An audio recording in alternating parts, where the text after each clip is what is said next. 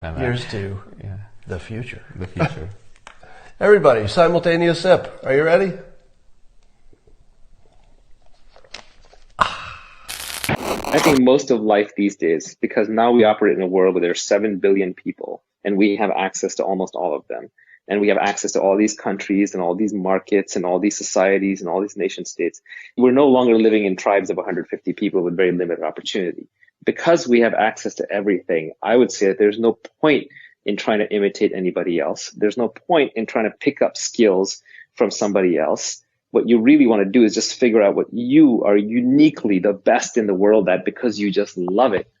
And then just find out who or what needs that the most. And by the way, I think that even applies in dating and marriage and relationships and working and colleagues. It applies in many aspects of life.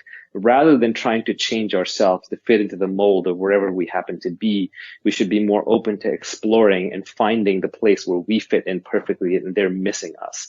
I grew up pretty poor household. I wanted to make money. It was really important to me, probably too important. There was a time when I said to a friend of mine, I said, I would sell sewage or apple cores to make money. And luckily it didn't turn out that way because that would have been miserable and everything else. I wouldn't have done it. I wouldn't have stuck with it.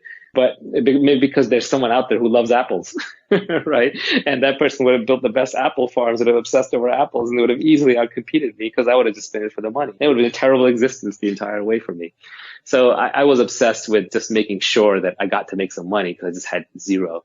So I did get very analytical about the whole thing. And I had a framework back when I was like 15 years old.